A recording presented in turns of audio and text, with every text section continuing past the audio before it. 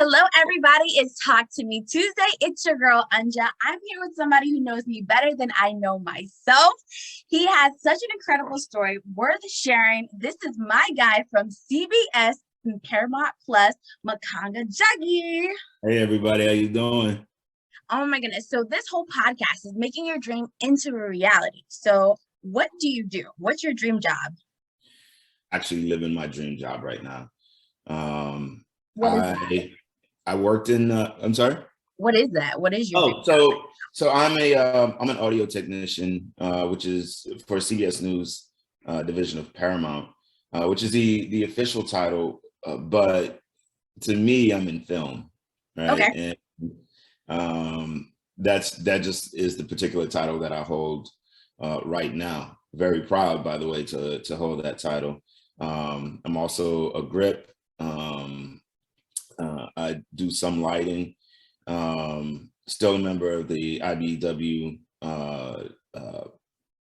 local 1200, IATI local 479. Okay, whoa, whoa, whoa. I'm already overwhelmed. There's like numbers, there's like ZABK.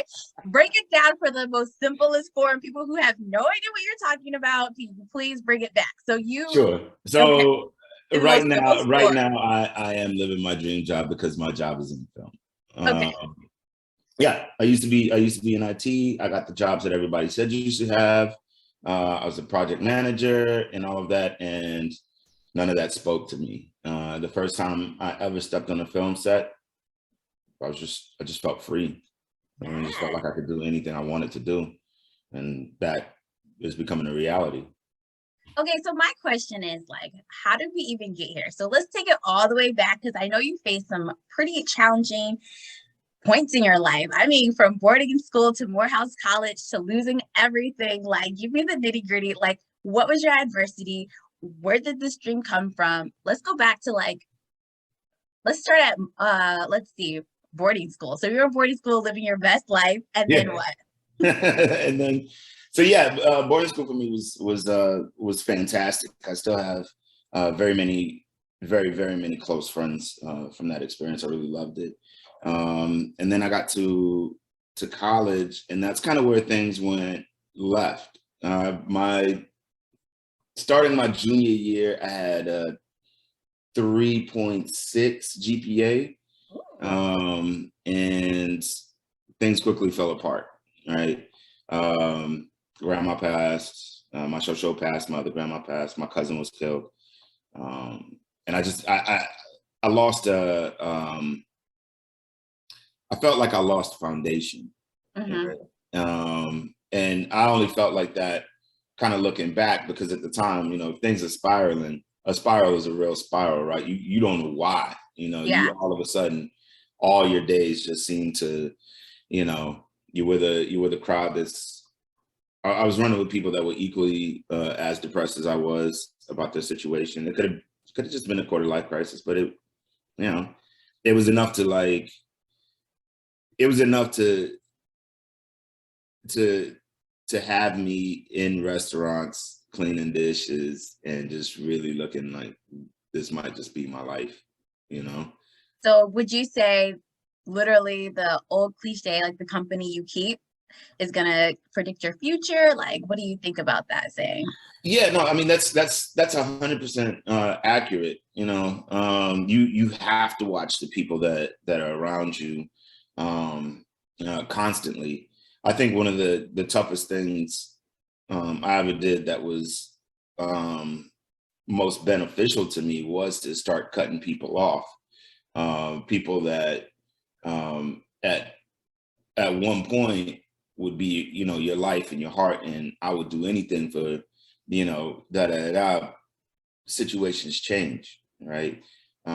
Everybody pursues their own, kind of what's in their own best interest, and sometimes that's in conflict with you, Mm-hmm. uh, without really getting into specifics.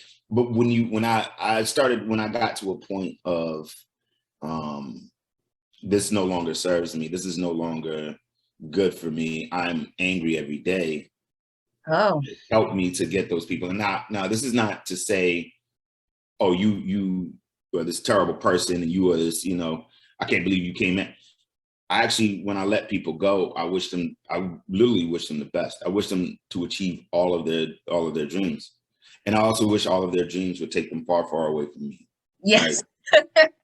Go out there, be a millionaire president of whatever it is that you're doing. That's great. As long as we're not in the same business space. Yes. So after you got those people out of your life, how did you even think about television? Who was the person who was just like, Makanga, you need to do TV? Or was it, how did that become a thing? I'll be honest with you, I don't even know.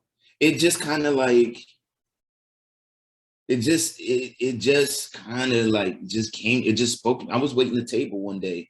at this, it used to be a fancy restaurant. And this producer sat down with, two assistant directors.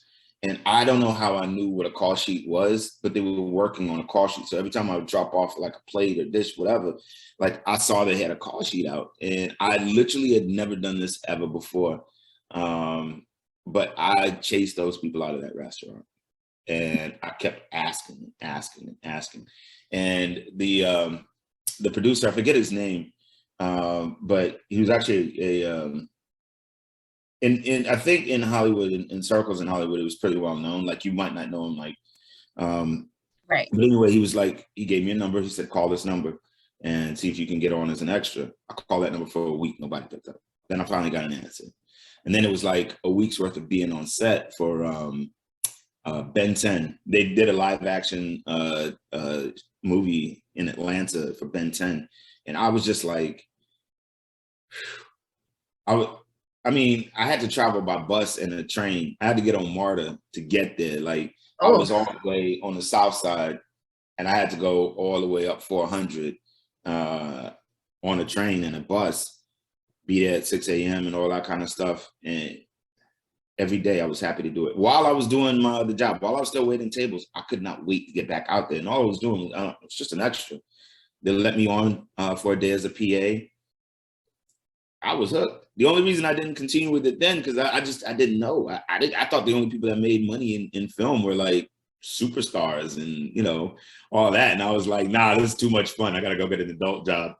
So I love what you just said, because I think a lot of people with television and sports, they're like, oh, only the players, only the actors are out here making money. And I think it is important for people to know that, like, dreams still come true behind the camera. Dreams still come true, like off the court. And there's so many jobs that get you right there in there and like get you good money. Yeah, get you really good money. And I think that's one of the things that early on that really guided me in my career.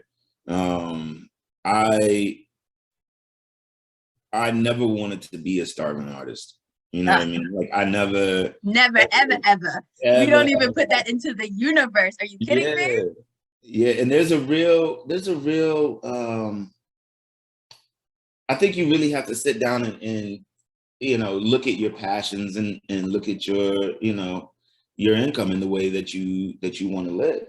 You know what I mean? Like, I feel like you should always pursue your passions, but don't be blinded to what this world is that we live in, right? You need money. Now, how much money? That's up to you, but you need money. You need to be able to survive, and you need to be able to like sustain yourself, because people aren't going to understand your passions. When I say people, a lot of times it's your family, a lot of times it's even your close friends that don't really get it, right? When I started working in film, I burnt through all my savings. I had $0, and I was working for 3 months for absolutely free. The first time I got paid, I worked like 12 hours that day, 10, 12 hours that day. I got $25, right? Okay, so we have to stop there. So you were literally working for 3 months for free, and then when you finally got paid, it was only like $25.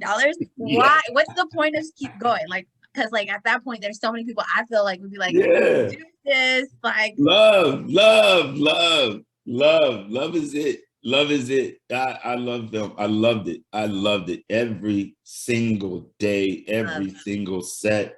And like, it didn't matter if it was a multi-million-dollar set, which at the beginning nobody was letting me on their multi-million-dollar sets, or a low budget. It didn't matter. I was in love. I literally was in love. There's a picture on my IG of me standing holding a light, and it's in black and white. The producer for that particular show took that picture, and I was actually standing we're on a farm in a cow field. There's literally, can I curse? I'm not gonna curse a lot. All right, there's literally cow shit everywhere. We're here to live our like authentic selves right now. People want to know how to make their dreams a reality. So if you feel passionate and you really need to know, like, say what you need to say. Yes, I was standing in cow shit. I was literally like, I'm standing and holding this light, literally like in all cow patties, and I am having the best time because I am just getting around to be all this stuff, and I didn't get it. I didn't understand it. It wasn't like, and again, the money definitely wasn't there, right? But I was so happy to be there, and that more than anything, well, it doesn't really, in my opinion, it doesn't really matter what job you do or what you pursue. There's always going to be like difficult times. There's always going to be like this struggle, like conflicts with, coworkers, conflicts with, whatever. It's for me, it's love. It's the love that brings you through all of that. It's the love that gets you up the next day. It's the love that like. So for you, it's the love, like even when your coworkers like was laughing at you when your car was broke down on the highway, like when people like said you weren't like, belonged in spaces like this, like love that got you back up to be like, I'm gonna go work for free again and hope something pop off. Yeah, the very next day. I mean, I literally like, and I'll go around. I won't mention like, different productions I was on, but those exact things, that happened. You know what I mean? I had conflict with guys that didn't like the way that I worked. Mm-hmm. Meaning they thought I was trying to do everything. In my brain, I'm trying to work as hard as possible. I'm trying to learn as much as possible. I'm behind everybody. I'm, all of that. And, not a lot of people see it that way. Not a lot of people really kind of understand in the moment. I've definitely had, an instance where the same people that, were joking and snickering and all that kind of stuff saw me later on, a couple months later, and they were like, oh, I get why you work that way. I get exactly why you do that. And, look, in my opinion, in my field, in my career, if I feel like you are a hard worker, if I feel like you're somebody that's, so one of those guys, I gave him every contact I had. I was like, yeah, here, this. Now his cousin, who I also worked with, lazy motherfucker, I'm not gonna recommend you. I'm not gonna do it. I'm not gonna do it because you're gonna ruin my name. And I done got here to do that. So it was all of that. Like you go through. I remember every day on set, I used to listen to "Ain't Gonna Let Up" by D.G. Yola, right? Okay. Every single lyric, and it starts off, I just don't give a fuck because I'm all out with it, and that's just the mentality I have to go into it with every day. Like I'm not here for the chatter. I'm not here for the, I'm here to learn skills. I'm here to make money. I'm here to make movies. I'm here to make TV. Like that's what I'm here for. And then once you focus on that, they all just start to fall away. All of a sudden. How did it take you from like just being a guy who was like washing dishes at a restaurant to like actually like being on set? Or was it kind of just So it was it kind of happened simultaneously. Because I was out of money and I wasn't getting paid or to be on anybody's set. Yeah. And so I needed that restaurant job. Now, when I took that restaurant job, I think I was like 35.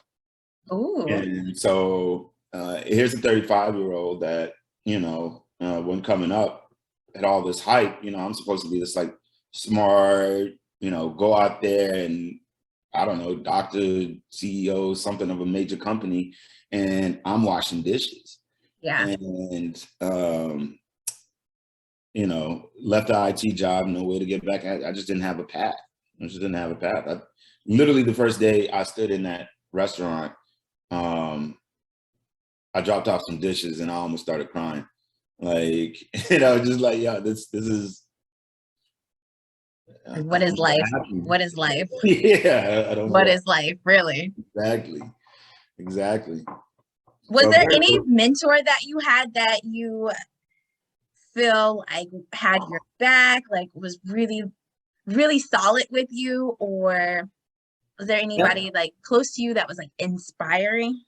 Yeah. So in particular, a mentor, my mentor, Eugenia, I was bartending, and one of my favorite customers was a good friend of Eugenia. And this customer was like, hey, we're having a house party. I want you to come over. I want to introduce you to somebody. And so she introduced me to Eugenia. And for some reason, it was like, we just clicked. I'd never even had a thought about being in film or whatever the case may be. And she had this extensive background in news. But when we met, we weren't talking about that. We were just like talking. Mm-hmm. As a matter of fact, I think I had just gotten hired for the IT job. And so she was actually impressed because I think she said her nephew went out for the same job and didn't get it.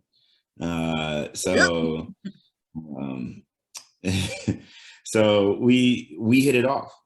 And I have no idea why, but just a little while later, I asked her to be my mentor, and that was huge for me. I feel like everybody should have a mentor, but everybody learns differently, whatever the case may be. But for me,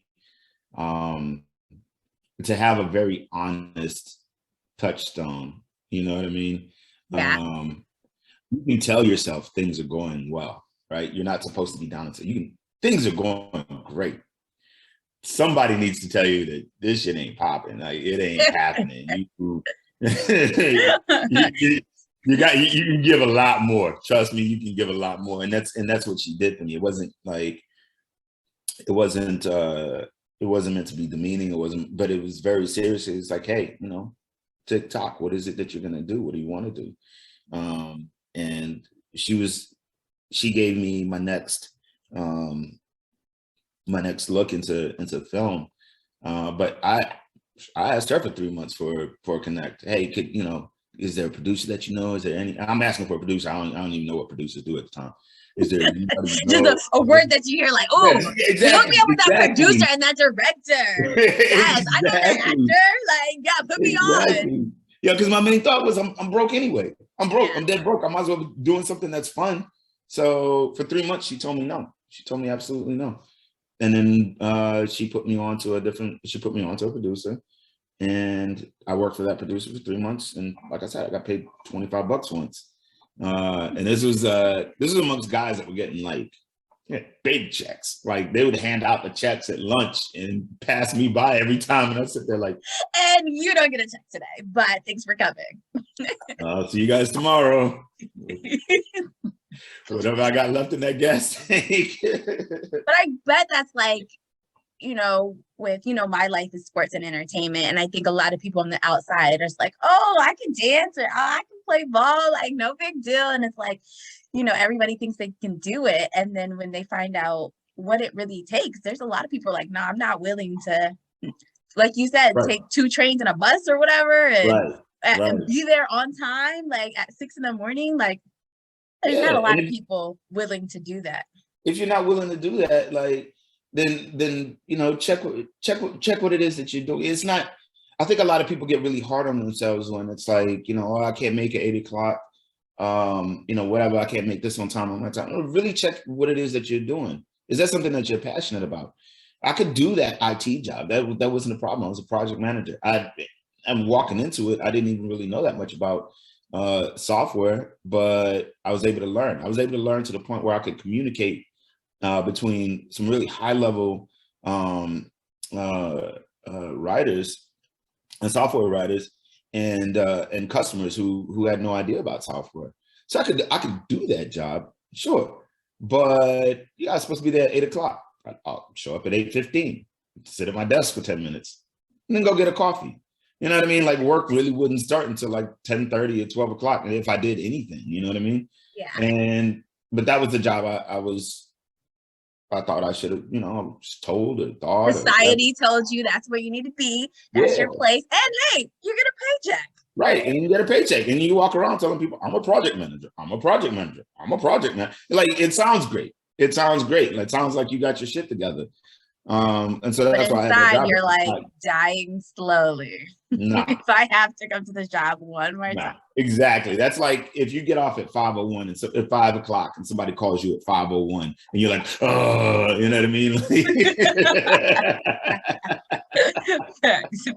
Yeah, you might need to like now mind you, you know, I get, you know, late emails, late texts, late calls all the time for work, but it's just like, you know, it's so different now. It's like I want to make sure that this is resolved. I want to make sure that I'm on top of what we're doing next. I want to make sure that this is that, and that's again, that's love. That all comes from a source of love. Which, if there's anybody out there listening that's probably like me, I didn't find this until I was 35. I literally was doing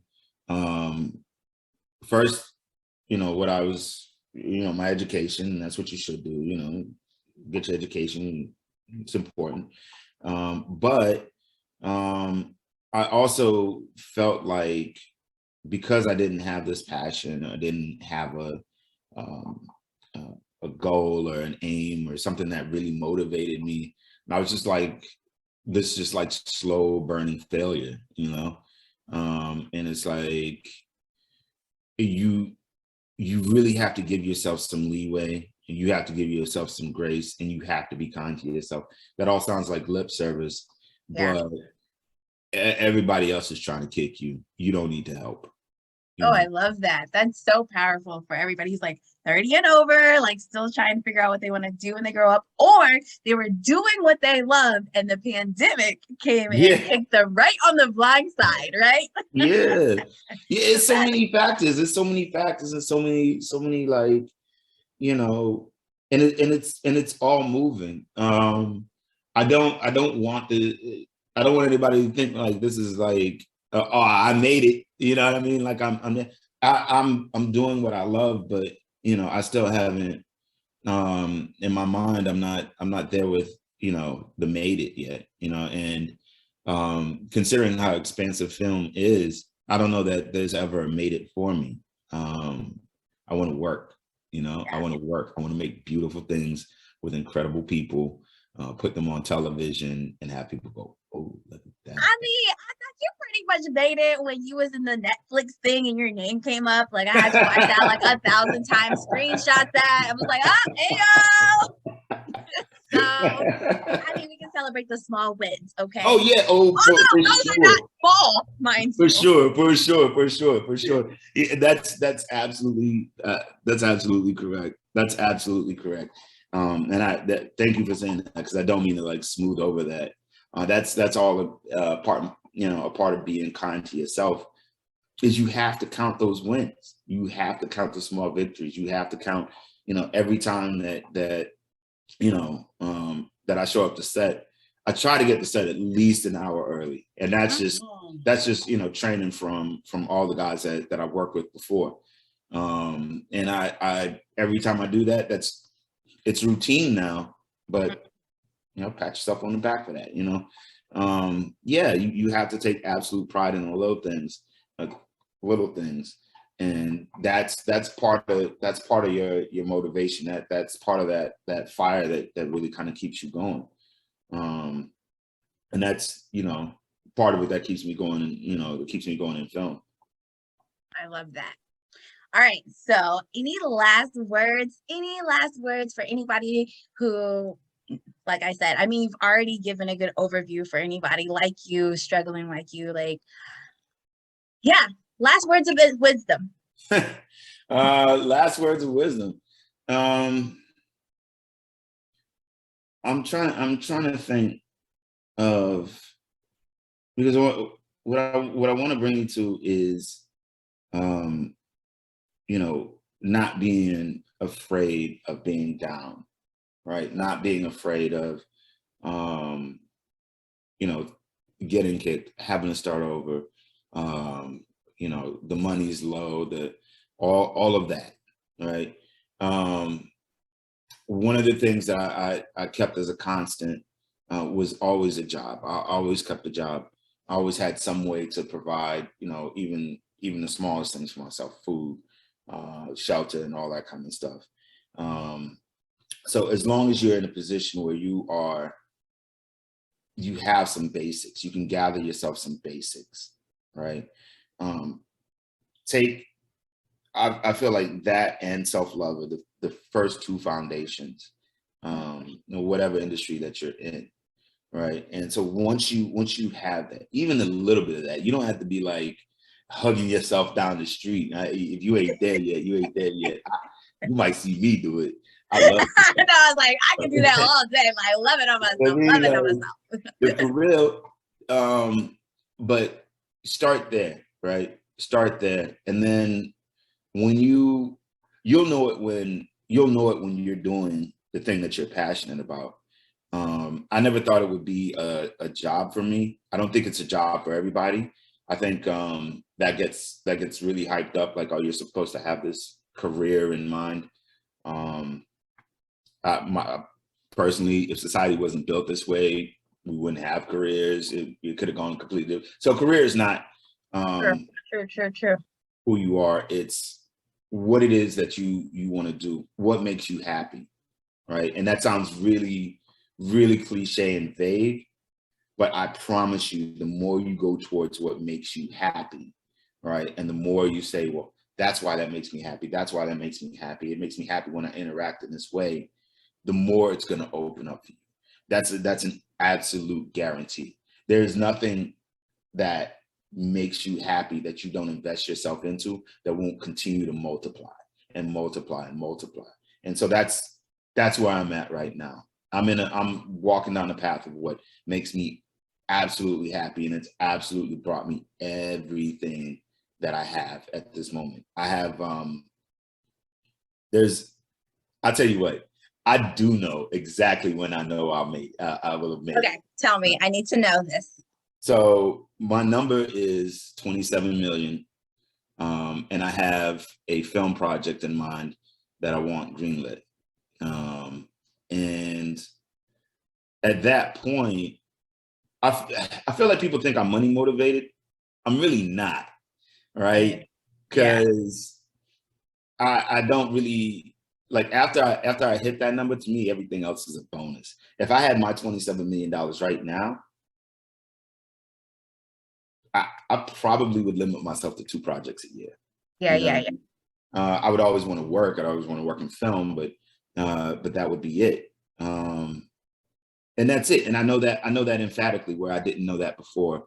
And knowing that only comes from following my happiness. My happiness led me to love in my career, and my happiness eventually led me to everything that I have now. My family, Yes. career, my home, and just the things that I had and the things that I wanted. So um, I love that.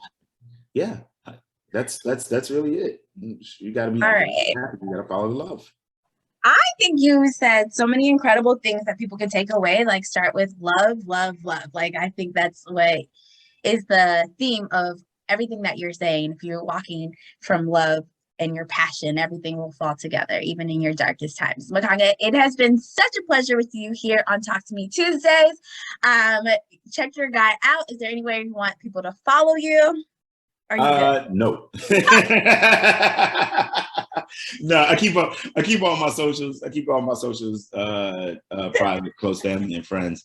But I would like for you to follow you. That's it. Okay.